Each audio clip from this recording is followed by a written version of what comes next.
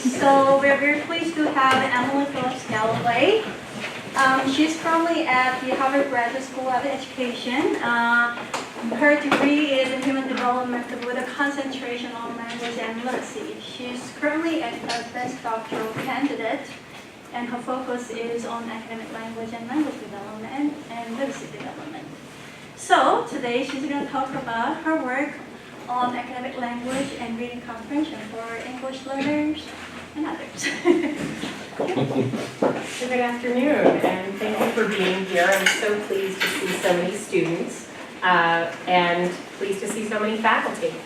So my talk is entitled A Gatekeeper and a Gateway, the Role of Academic Language Proficiency for English Learners and Their Classmates.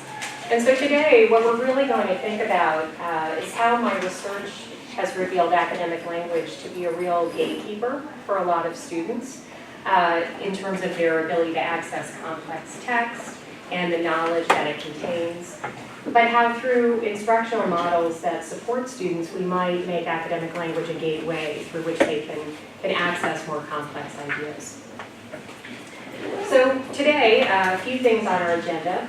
I'm going to start by talking about the motivations for this work, so a little bit about today's learners and the instructional context that they inhabit. For some of you, this will be very familiar, and for others of you, this may not be. I'm going to talk about research insights. I'm first going to touch on how we sought to define and assess academic language skills in adolescent populations. And then I'm going to think about quantitative and qualitative insights from my work about academic language and its development in middle grade populations. And then I'm going to wrap up by thinking about future directions in terms of a framework for teaching academic language that then could be translated to intervention studies. So a little bit about our context. So our schools have never been more linguistically diverse, and currently English language learners comprise about 9% of our student population. And so these are students who are acquiring English as the language of instruction in our classrooms. And you know, the challenge that we face is that many districts that have not traditionally served this population of learners are now serving these students. So if we kind of think about it for a moment, Florida has one of the largest numbers of English language learners in the country, but across counties, the distribution of those students is not the same. So Leon County serves many fewer English language learners than other counties. And so the challenge at scale is to create an instructional model where students, no matter where they're being served, are receiving this high quality instruction. And so, you know, this population shift is coming at a time when schools are also grappling with these new instructional expectations for what literacy is. And so today we're really not talking about building basic literacy skills anymore. Really what we have our sights set on for our student population are these advanced literacy skills. And, you know, the challenge that our schools face is that we don't want to just equip students with academic language. We actually want them to be able to move between diverse professional and academic communities. And so the challenge of teaching academic language is designing an instructional model where we can really build on the language resources that students bring to the classroom, whether they're non-mainstream dialect speakers or English language learners. But really with an interest in fostering equity, we have to build the skills that are necessary to produce and to access complex text. And that's really where most of my work is situated. So, you know, the secondary goal of equipping students with advanced literacies is something that the field has been focused on, but at scale we face very significant challenges. So if we think about our English language learner population, in the most recent assessment of the National Assessment of Educational Progress, when we look at their reading outcomes, about 92% of our fourth graders and 96% of our sixth graders are performing below proficient as readers. And so the challenge is clear. And you know, the other piece that I want to raise that's important to keep in mind, when we think about the English language learner population, these students are by and large growing up in poverty. So if we take the case of the fastest growing population of English language learners, Latino students. 1 in 3 is growing up in poverty in the US. And so I provide this secondary statistic because often our students that I'm focused on today are sitting shoulder to shoulder with peers who may be English proficient, but they're all facing the uniform challenge of growing up in homes that might be under-resourced. And so when we talk about English language learners, we are also often talking about students who are coming to school with fewer resources, whether those be economic or academic language resources. And so when these students enter our classroom, though, these challenges are magnified because they are placed in front of increasingly complex text. And so with increasing grade levels, the language of print becomes less and less accessible to the English language learner population.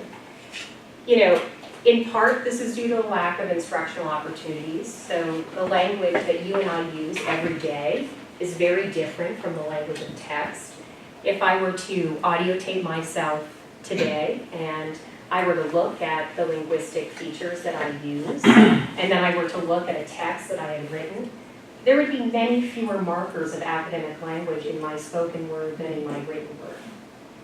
And that's just an artifact of how oral language differs from printed language. And so if we look at this short segment of text, one of these is an oral text and one of these is a written text. One of these is an academic text and one of these is a much more conversational text. And so on the one hand, we have an academic text. Many believe the public outcry was predictable and justified, given that the press uncovered the government's lack of financial commitment to maintaining mass transit and lack of urgency to address the current problems. Well, we can contrast that with this text that's much more conversational and oral. So no one was surprised at how angry people were when they read in the paper that no money had been spent on keeping the trains running and no one had a quick plan to fix things. So that sort of encapsulates what I'm talking about when I say academic language. And in subsequent slides, I'm going to really think about what are those features. But overall, when we talk about the challenge of complex text, this is just an example. So recognizing these challenges, the field has really called for an emphasis on academic language. In our schools, in our standards, in teacher education programs. But this increased emphasis on academic language has not really led to a very clear articulation of what academic language is. And instead, academic language really runs the risk of becoming just another buzzword that we use in education without a lot of meaning behind it. And so the big question really is, so what is academic language? And in the absence of really a clear definition that can guide instruction, can guide practice, we've typically turned to developmental research. And what this research highlights for us is this phenomenon where the vast majority of our English language learners coming up through US schools and many of their peers in middle grades have acquired the skills to read words on the page, so these basic word recognition skills. However, the facet of language that they continue to struggle with, and we identify as a challenge again and again, is vocabulary. However, when we think of vocabulary as an area of instructional concern, we find this. So, despite the fact that vocabulary knowledge is a very clear predictor of reading comprehension outcomes, in intervention work, when we target vocabulary, we find that we're very successful by and large at expanding students' vocabulary knowledge. But we appear only marginally successful at improving their reading comprehension. And so there are a lot of potential explanations for this, but the explanation that I'm going to go with today, and the hypothesis that I really explore in my work, is that perhaps these interventions have overlooked additional critical language skills that we need to build in the population. And so that is what I'm referring to in this presentation as academic language. And because we've really lacked a precise definition, students who enter our classrooms without academic language are really at a distinct disadvantage. And so with little information about what really constitutes the domain, teachers may inadvertently offer fewer opportunities to these students to really engage with this language. And over time, what this results in is an academic language opportunity gap. Students simply haven't had enough opportunities to acquire these skills. And so it is this lack of instructional opportunities that at least in part drives disparities in reading and writing outcomes. And so today, in my own program of research that I'm going to outline for you, I think a lot about these academic language opportunity gaps. And I think about how we might address them for English language learners and their peers. And so there are a series of questions that inform my work, and I'm going to systematically unpack these for you in this presentation. So on the one hand, I ask questions like, well, how can we operationalize and measure academic language? How can we define and measure this set of skills? I also ask questions like, what are the specific academic language skills that actually support reading and writing for English language learners, but also for other middle grade students? I wonder about how these skills develop over time and how they relate to reading comprehension. And finally, to bring it a little closer to the question of intervention work and student populations, I ask questions like, what sorts of linguistic resources do students already have that they bring to the classroom that we can really leverage to promote academic language learning? And finally, a lot of my work recently has thought about, well, how can we engage in this linguistically informed instruction in our classrooms? So while these can inform a research agenda that explores reading and writing, today I'm really going to focus us on the reading piece. And so in this work, I take a multiple methods approach. I often employ mixed methods methodologies. And the reason I do that is because when we talk about language, we can study it from multiple orientations. But on the one hand, it is a developmental phenomenon. Right? There are milestones in language development that generalize across the population. And these are really well studied through assessment and through quantitative analysis. And a portion of my work approaches the questions that I outlined this way. However, it's also the case that language is a socially constructed, negotiated process. And really, the best way to study that is in vivo, right? To watch language in use. And this is really best characterized through a qualitative approach. And so I'm going to think about these two things. So let's start with this first question. How can we operationalize and measure academic language? So in a lot of the work that I've done, we spent time inventorying the existing literature to identify those features that we could characterize as academic. And so this work is run heavily on the linguistics literature, and it's really through a comprehensive inventory of a lot of the prior research, both in developmental and in corpus linguistics, that we come to this set of features that we describe as academic language. And so a group of colleagues and I, when we started this project, engaged in a lot of existing corpora. And it was through that that we came to identify features that I'm going to introduce to you today. And we called this core academic language skills, or CAS. And we thought of this as a cross-disciplinary construct, a set of language skills that you would find across disciplines that would support students in reading, writing, and speaking. And so here's a visual representation of how we might think of CALs.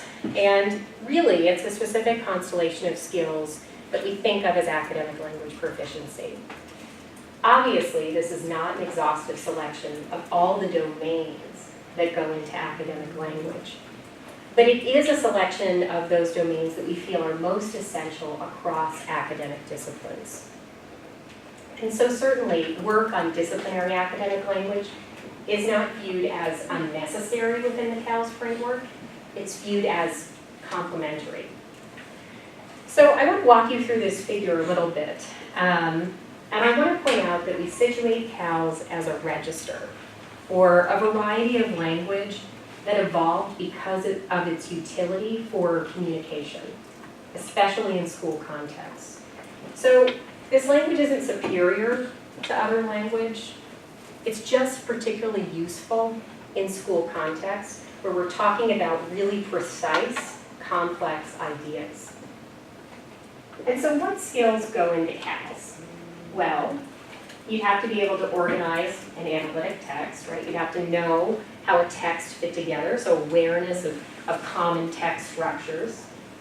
You'd have to know how to connect ideas logically and explicitly, so drawing from a lot of the cohesion work, you'd have to be able to identify words that we think of as connectives, words like therefore, however, that are embedded in text, and they serve as signposts for readers to think about how the writer wanted those ideas to be connected. You'd have to know how to track participants and themes. So I could say, Jimmy picked me up this morning at the hotel.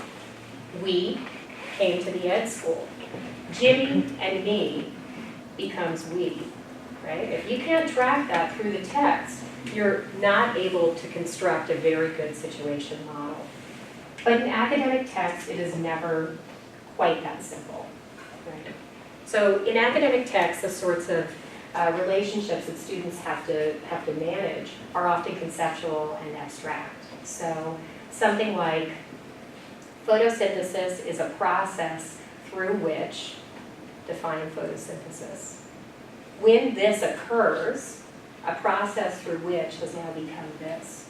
So you can imagine for the reader how they have to engage in that mental manipulation to follow that text.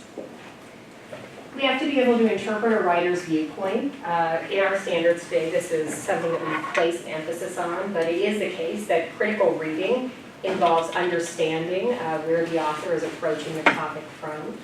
Sometimes this is explicitly marked. In an argumentative essay, there are often clear indicators of how the author feels about the topic.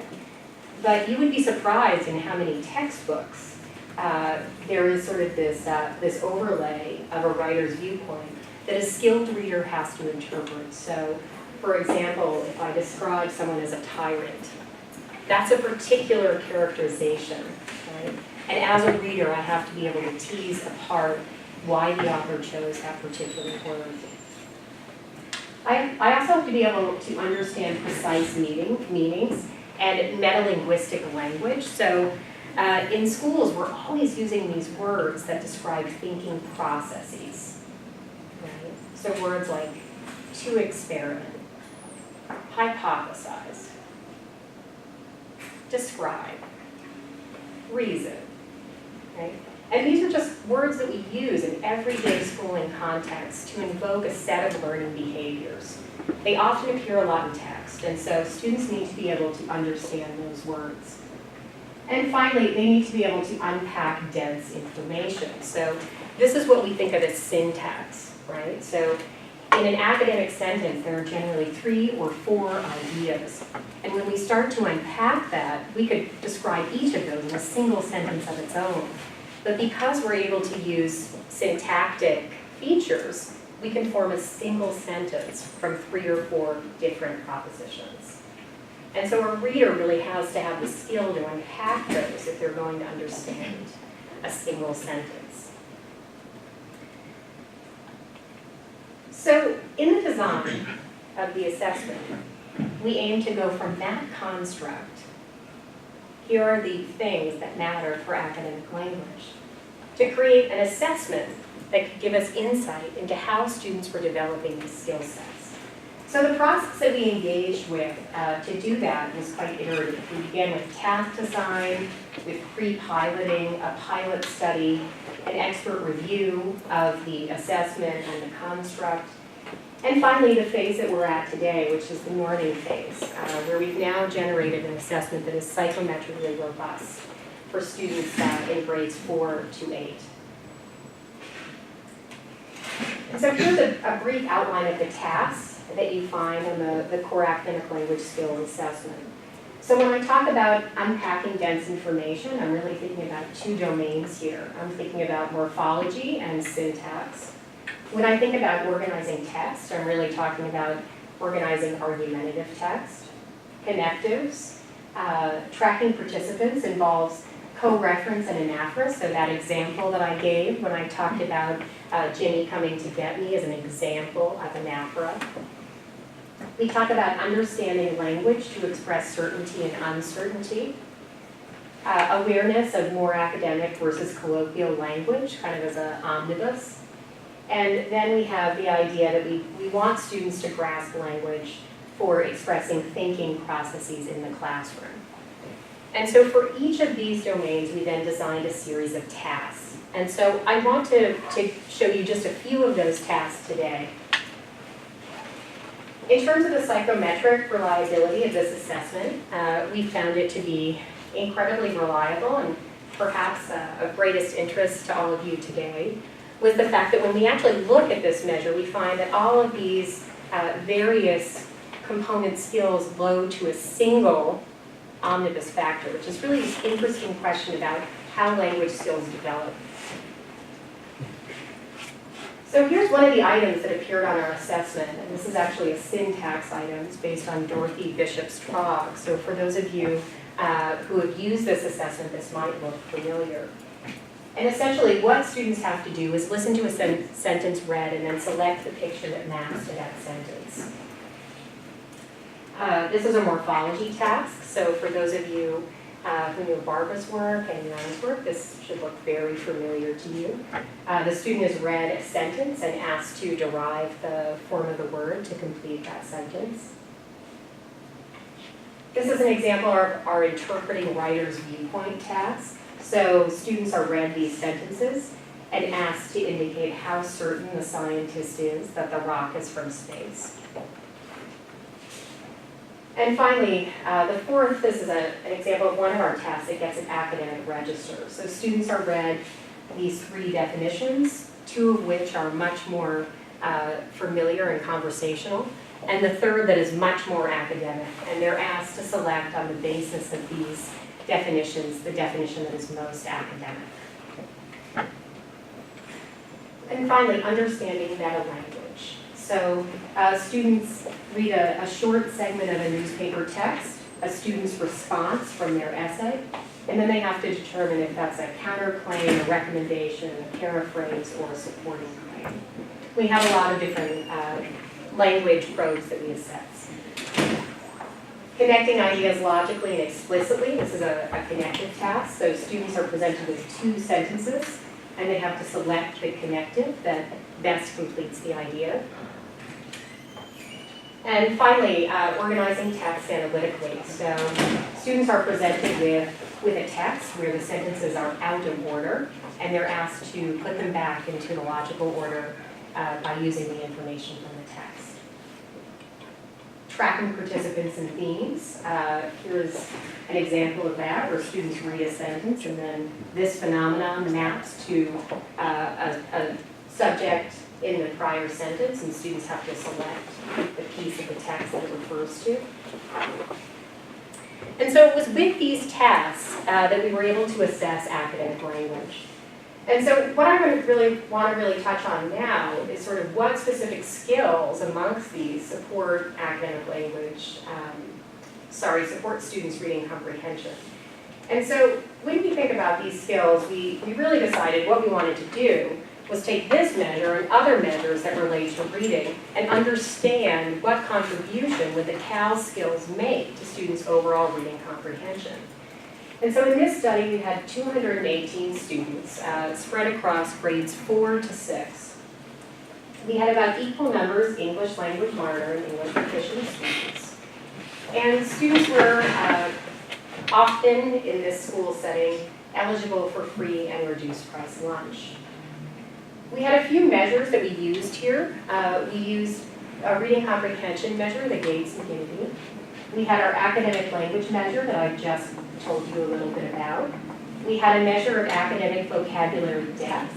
where students were asked to draw a line to the 3 words that always go with the word in the middle or are most related to the word in the middle.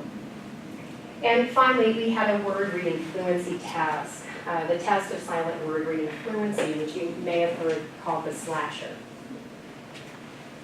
And so what did we find? Well, let's fast forward. So in this assessment of the contribution that academic language made, what I've chosen to do here is a hierarchical regression. And the reason I've done that is because we can enter in each predictor stepwise and then understand the contribution that each of those makes to the model. And so today I'm really going to focus your attention on the last models, on models 4 and 5. And so in model 4, what we observe is the unique contribution that vocabulary makes, vocabulary depth, explaining about 9% additional variance. So in model 5, we enter in the CALS scores, which is our measure of academic language. And so what do we find there? Well, what we find there is that CALS makes a significant and independent contribution. So to individual differences in reading comprehension, over and above the other measures we've already accounted for. And so we're able to explain an additional 12% of the variance with our CALS measure. And finally, we're able to predict about 59% of the variance. And so, I just want to say something that's interesting to note here in this model, and you might have noticed this in model 5.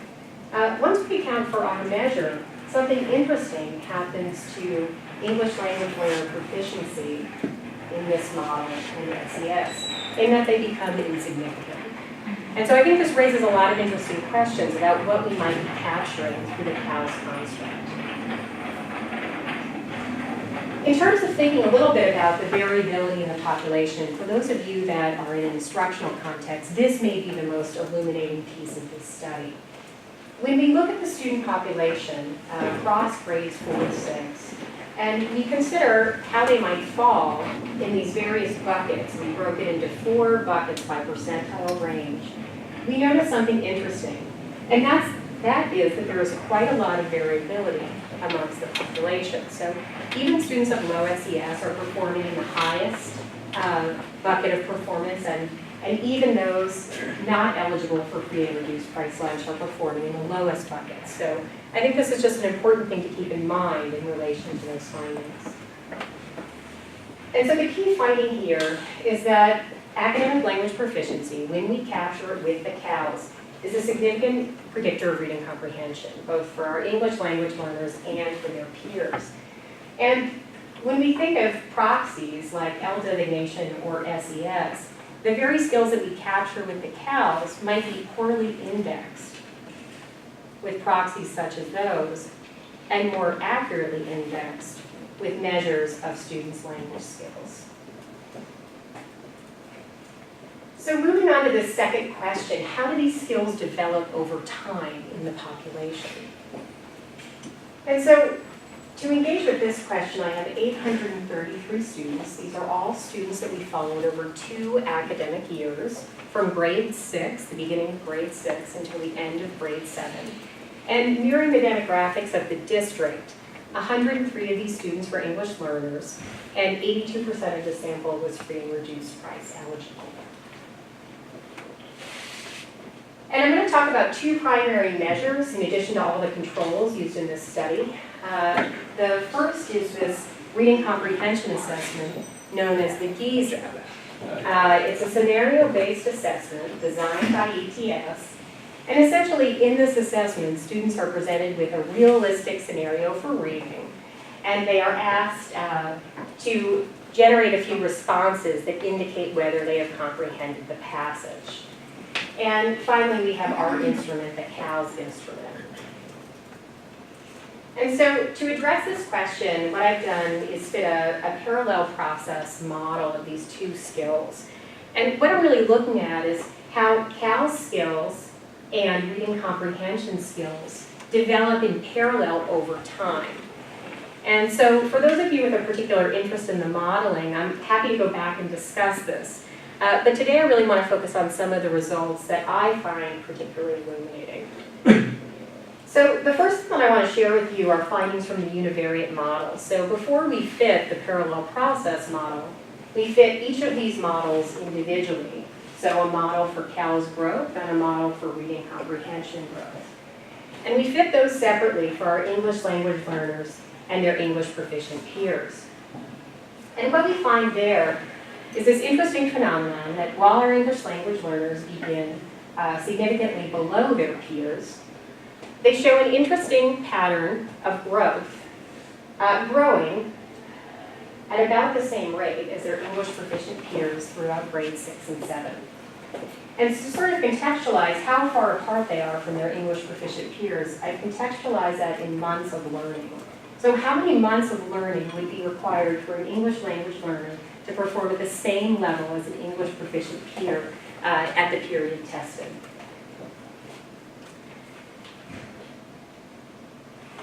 And so moving on to reading comprehension, we observe this similar phenomenon, right, where our English language learners are beginning below their peers, but growing at about the same rate for the 2 years of this study.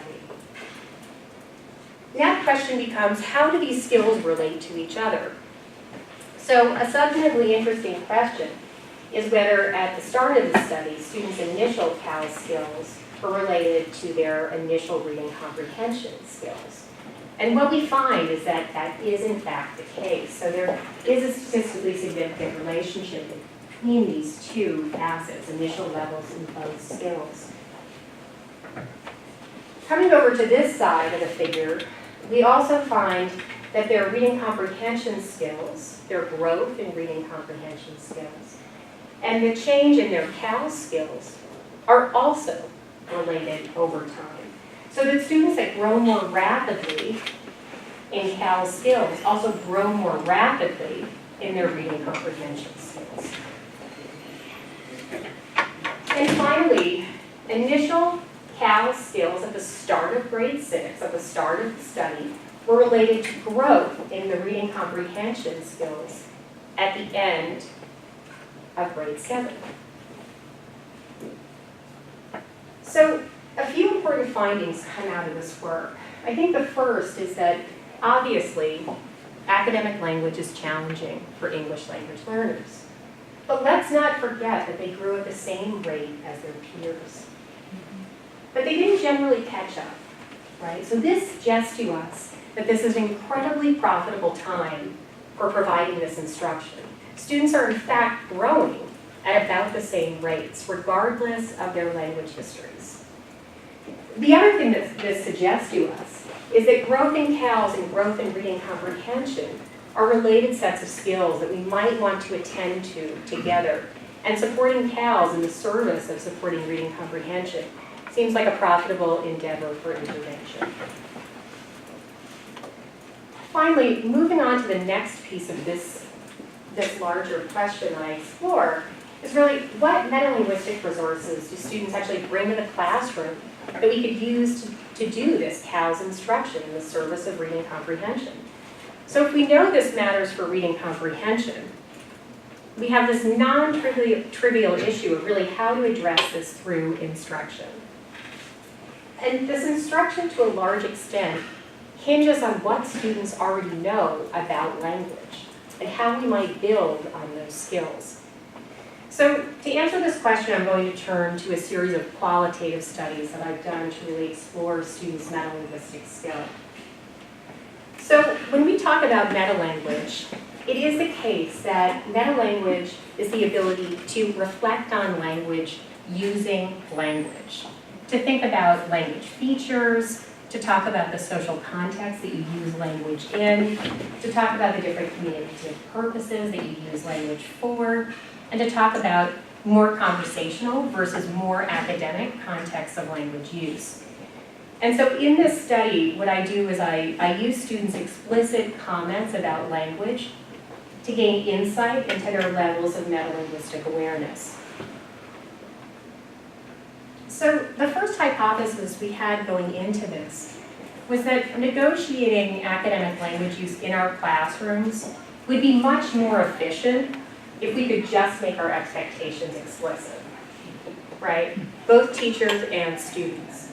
But the question that really needs to be answered here is, do adolescents even employ language to really think about academic registers? And up until this point, most of the research that we had in this domain was really thinking about parent-child interaction around language. So we know from even very early on, students are observing differences in language. But the question was, did this then translate to a middle school context? And finally, there's a secondary hypothesis that goes on, where when we think about language learning, if we think about it as a socially constructed phenomenon, there's an investment in the language processes happening in the classroom that students need to engage with if they're going to actually acquire academic language skill. So if we're not engaged in the activity, right, if we're not invested in the activity of using academic language, it's challenging to acquire it. However, we don't really know much about students' experiences as academic language learners, right? So we really ask two questions here. What language, and if students, use language to discuss the academic register? And finally, we think a little bit about the insights that we can gain about their internalized value judgments about language use through the way they comment on language. So the way that we think about this in this study is through focus groups. We actually gathered students together and we talked to them about language. And so what I'm going to share with you is transcribed as a result of that data collection. And so to support students in the talk, what we did was present them with text, some of which had been manipulated to contain features of academic language, and some which contained language that was much more conversational. Students engaged in joint talk about the task. This talk was all transcribed, and then we used rounded theory coding methods to really identify the themes in the language. And through this process, we were able to come to fairly good reliability, 0.77. So a little bit about identifying features of the academic register. So students did a lot of commenting on lexical features. Not surprising, because when we think about text, the words in a text are one of the most salient features. And so when we asked them, how did you know that this was academic and what audience would it be for? Well, they said, academic texts generally have words that give better details. They're words we see in writing, it's hard words, it's better words. And in conversational registers, they said, well, it's more slang words. Words we've never heard of, a little kid's word. So students are aware of how language features differ at the lexical level. They also commented on morphosyntactic features, right? Students talked about proper grammar, more commas. They talked about smaller words, wrong grammar, short and simple words in more conversational registers. They also could identify some register features in terms of the people you were talking to and the purposes for which the language was generated. And so they said for academic registers, really for teachers and adults, which is true, and it's the language you use with strangers. In terms of conversational registers, they said, well, it sounds more kiddie. Your friends, they won't correct you. In terms of purposes, they thought about academic language as polite, a better use of language, makes it sound like you're learning, sounds professional, so that they respect you and listen to you. It's expert voice. And in terms of purpose, they said, well, you're talking normal, so people can understand what's going on. It sounds boring. But what was most striking was not that students had language to talk about language. It was that there were these internalized value judgments embedded in a lot of what they said. So some of it was just descriptive language. So in the linguistics tradition, we're often describing language, right? Longer words, bigger words, detailed words. But there was also an element to it that was evaluative. So better vocabulary, finer words, good words, correct words, polite words. And so this raised a lot of questions for us about how we might do this instruction. in a way that students were able to understand that all language was valuable, just for different purposes, right? So inherently, in these comments, the language of home is devalued vis-a-vis academic language that is thought of as better language. And so in our work, we thought a lot about how could we address this instructionally. So first of all, we know that students are attuned to academic language features, so we've got something to work with, right? We've got something to build on. But there is this notion of a linguistic hierarchy that we really want to address through our instruction. So before I move on to think about what this might mean in terms of instructional and intervention implications, I just want to run you through the 3 key findings that come out of this set of studies.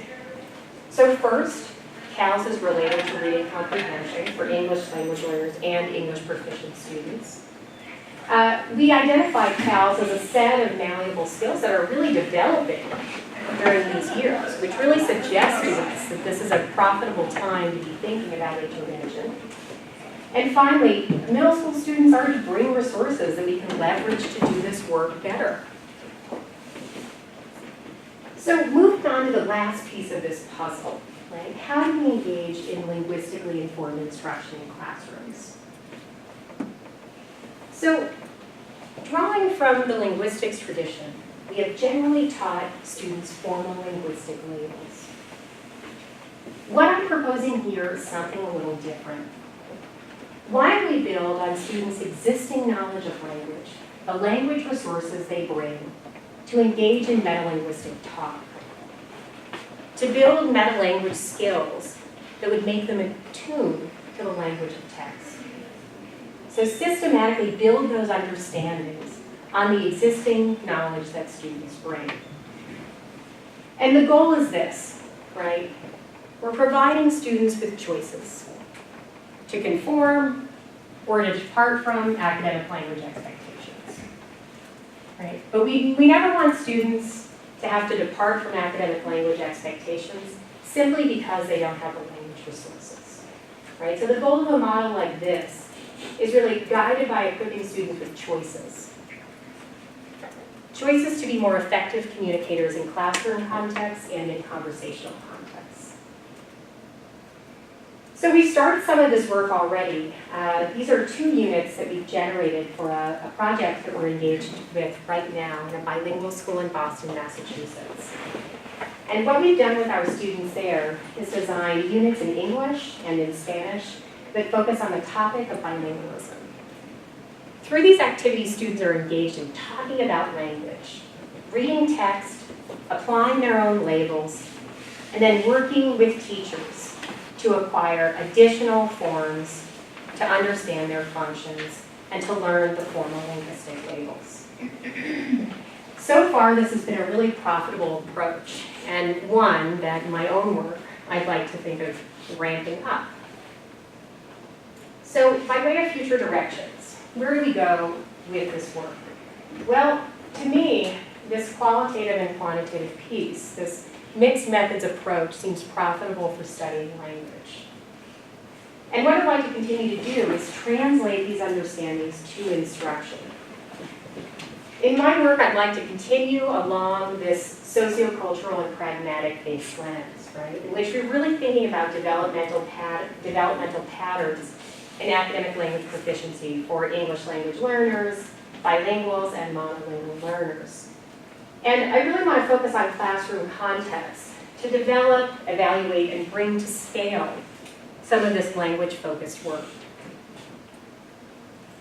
And there are a lot of questions that remain to explore.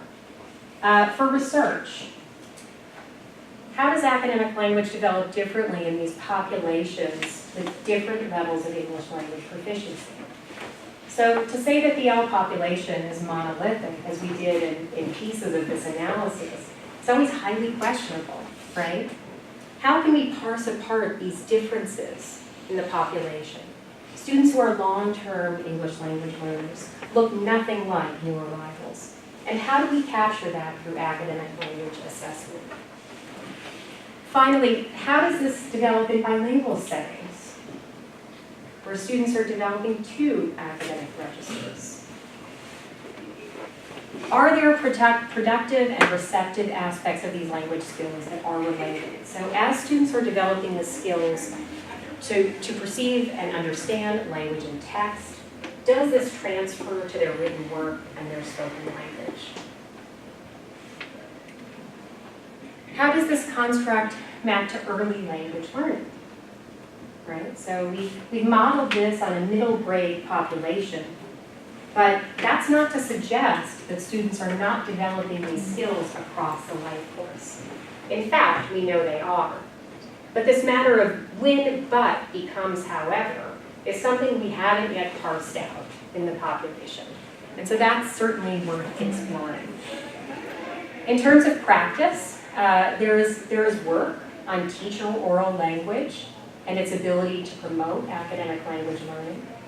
But it's recent, and we can continue to explore that.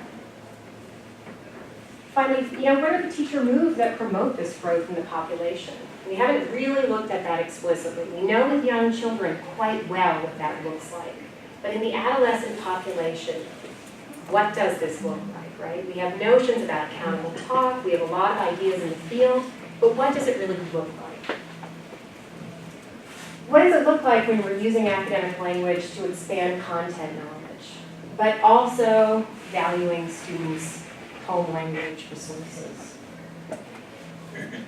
What are the disciplinary links for this work? And finally, how can we really support educators to engage in CAS-focused instruction? So while we've delineated a construct, there's still a lot of work to be done in terms of thinking about how teachers can translate a construct to really actionable instruction that moves student outcomes. And so I know you have your own questions that you'd like to ask and share with me. And so I invite those now. And actually, maybe I'll go back to these questions so that you have those in front of you. Farther. So I have a question about the CALS instrument. You said quickly that it was one dimension, so you Yeah. get one score. Yeah. And yet you ask, how can we support educators to engage in CALS-focused lessons? Yeah. Can you discuss maybe seeming inconsistency Yeah. between a unidimensional and all these skills taught? Yeah, so I was actually talking with Jakob about this a little bit, and it might be the case, like to your recent paper when you look at morphology and vocabulary, we're talking about kind of an omnibus overarching factor, that each of these may exist as individual factors within the larger model. Now, in our model, perhaps because of the number of probes on the CALS eye, we see it load to a single factor. But whether or not in actual practice, and if we had more items, we might see something different. It might actually tease apart into more dimensions underneath a single factor. I think of it as probably analogous to reading comprehension. That way where we assess each of these skills, but truly it is often followed the same purpose. When you look at the factor structure of the CAL measure, did you include some other language tasks that were sort of academic languages so that we know that it's not just a general language factor that would extend beyond academic language? Yeah, so in the initial norming, we had a number of different measures that were included. We had a number of different vocabulary measures that were part of that we pulled, that were academic, some on breadth, some on depth. We did not have anything like the DEL, that would be a dialect or conversational register to contrast this with, but that would have been interesting. We had a host of other reading-related measures, so we had fluency measures. Trying to think what else we included in the initial norming. But I think what we find is that it is in fact distinct from vocabulary. So we know that it does not load to the same structure as vocabulary at this point. Highly correlated, about a 0.6, but not the same factor structure.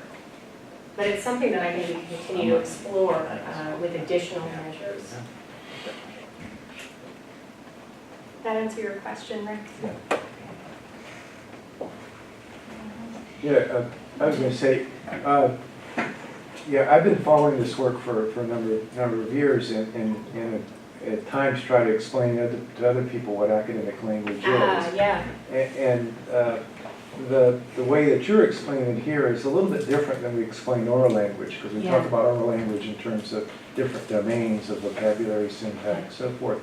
And here you seem to be mixing linguistic factors with more functional aspects of language, like evaluating viewpoints or so forth. And those are more task specific to where language in the other description cuts across domains. So I worry a little bit about that you might be creating a category that's too broad to intervene with, because we're not sure exactly what it is.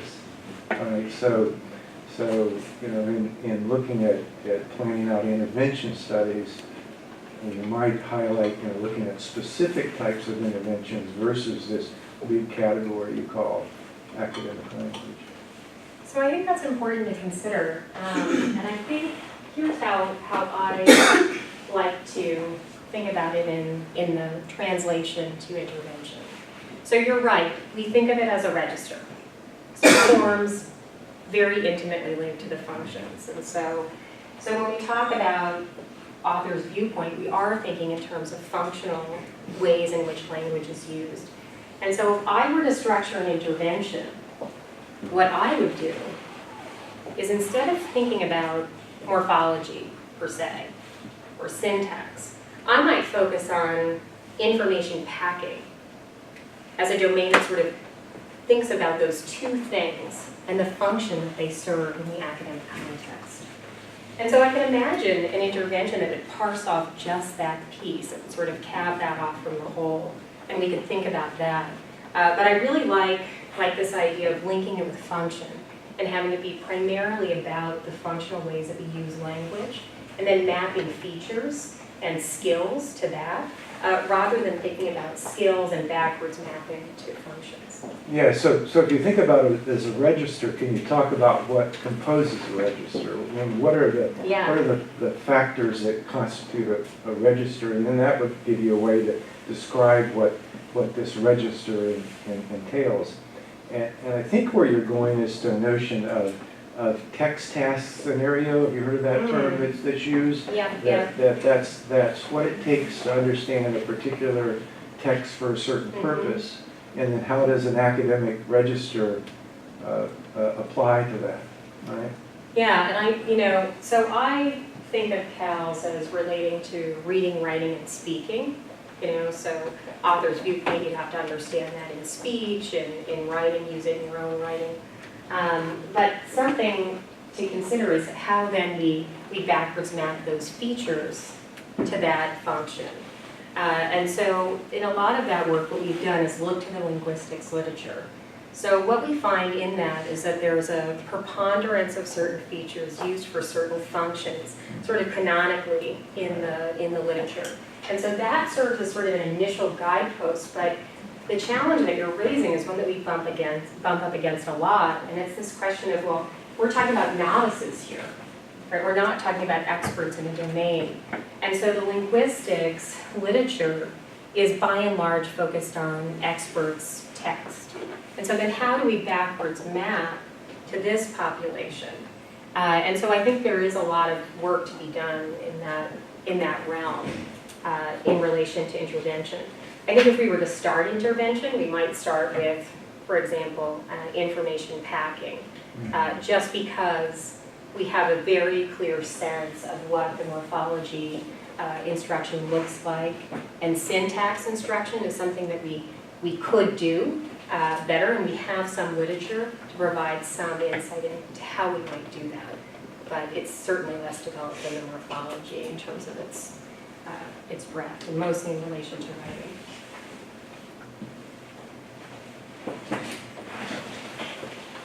Any other thoughts or questions? You can email me if you have like practice-based questions that relate to your own work, or if you want me to send you something, please reach out. All right. Thank you so much.